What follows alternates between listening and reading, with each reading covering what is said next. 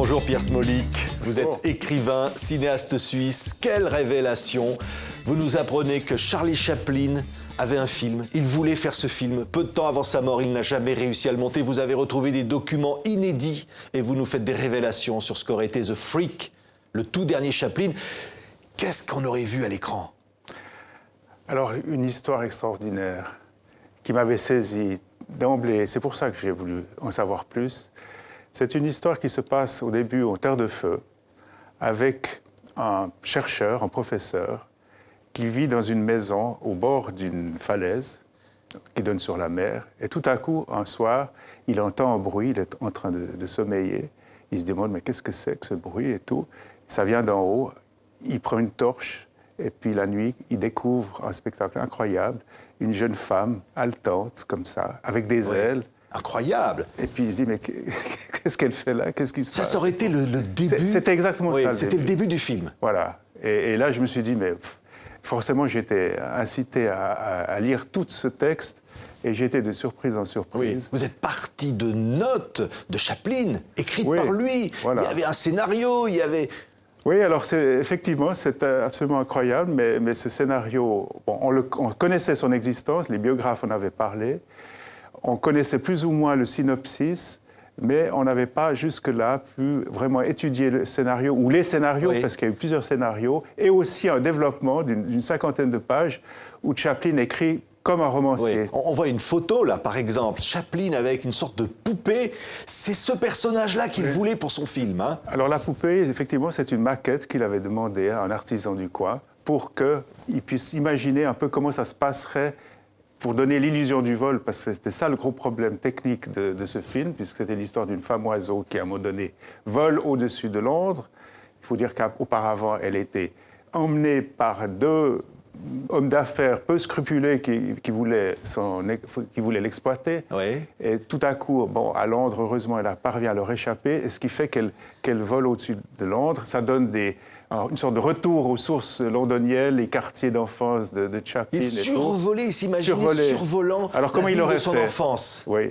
Et comme il n'aimait pas les effets trop techniques, il fallait qu'il trouve des choses très simples pour donner cette impression de vol. Mais Pierre Smolik, c'était quoi cette histoire? Parce que ça paraît incroyable.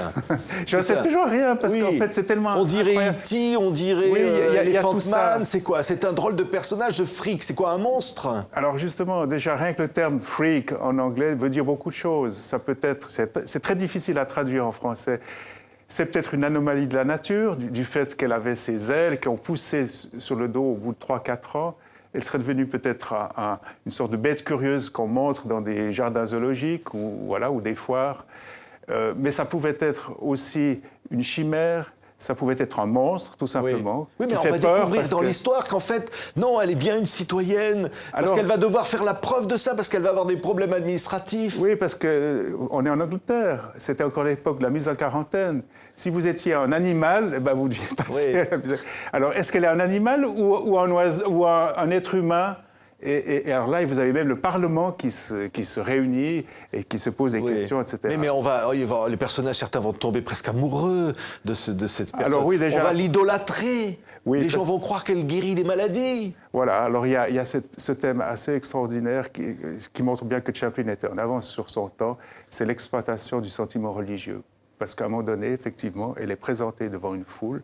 Il y a beaucoup de gens qui viennent parce qu'ils pensent qu'ils vont pouvoir être guéris s'ils peuvent la toucher. Et puis non, elle s'envole parce qu'elle est effrayée de tout ça. Et c'est déjà, l'actualité nous a montré dernièrement, malheureusement, cette exploitation. Ce qui est incroyable, c'est un film, encore une fois, en avance sur son temps. Ce que Chaplin voulait faire. C'est une sorte de film testament. C'est aussi un film testament parce qu'on retrouve un peu tout, c'est-à-dire Charlot féminin, Chaplin par rapport aux endroits que survole Sarafa, parce qu'elle s'appelle Sarafa, c'est une fille de missionnaire anglais d'ailleurs. Et puis c'est un peu l'approche de la mort. Mais je ne vais pas vous raconter toute l'histoire. Oui, il faut lire le livre. Hein. Voilà. Et c'est chez surtout la fin. Colmy-Edouard, l'éditeur. Vous avez fait ce très beau livre avec beaucoup d'illustrations, beaucoup de recherches, une sorte presque d'enquête policière. On a l'impression, un puzzle comme ça, vous mettez les éléments entre eux. Voilà, j'ai eu l'impression d'être un peu un inspecteur Colombo par moment, parce qu'il fallait chercher un petit peu partout. Alors, Internet joue un grand rôle parce qu'on trouve beaucoup de renseignements maintenant que j'aurais peut-être pas eu il y a 20 ans. Oui. Parce qu'il y a 20 ans, j'avais déjà lu un petit peu le scénario, mais c'était pas possible de faire plus. Oui. Et puis, comme je connais la famille, que les archives extraordinaires se trouvent pas très loin de chez moi, je me suis plongé là-dedans. Et puis voilà, ça. Alors, Un roi à New York, La Comtesse de Hong Kong, c'était ses derniers films, ça avait été des échecs commerciaux. Et là, on a l'impression que Chaplin voulait tout donner. Il voulait aussi régler quelques comptes, mais il voulait aussi raconter ces personnages que l'on traite comme une bête de foire. C'était un peu lui, finalement. Oui, alors on peut dire aussi que finalement, ce Sarafa, c'est une sorte de métaphore du monstre sacré qu'il était devenu. Et qui lui-même s'étonnait d'être. Plusieurs fois dans les mémoires de sa vie, il se demande, mais enfin, comment j'ai pu arriver à un tel niveau. Il ne dit pas de génie, il reste quand même modeste, mais il se rend bien compte qu'il est seul sur sa pyramide. Oui, mais l'image de l'envol, c'est quand même... On peut y voir l'image de la mort, du grand saut, mais on peut aussi y voir l'idée que dans tous ces personnages, Chaplin survolait, il y avait une espèce de légèreté. Oui, il prend des distances par rapport à la vie et toutes ses difficultés, parce qu'il était évidemment un homme du siècle. Hein, il s'intéressait beaucoup à l'histoire, à tout ce qui s'est passé. Et donc, il y a une forme aussi de prise de conscience de tous ces problèmes-là. C'est ce qui fait que ces films ne sont pas simplement des films où on s'amuse, mais il y a un arrière-fond, il y a un message. Et là, dans ce film, il y a un message de paix qu'on retrouve un petit peu dans Le Dictateur, mais il y a aussi un message de dire attention à la publicité envahissante, à la commercialisation de tout, comme on retrouve dans les temps modernes. À la médiatisation, il y a tout ça. Au fanatisme dont il en parlait dans Le Dictateur. Oui, il y a vraiment tout ça, j'entends. C'est un film. Et puis surtout, si vous voulez, la femme oiseau, Sarafa, elle a tellement d'aspects, on n'arrive pas vraiment à la définir d'une manière comme un monolithe. Elle nous échappe toujours. Oui. Et je crois qu'elle échappait aussi beaucoup. Il aurait voulu que sa fille joue ce rôle.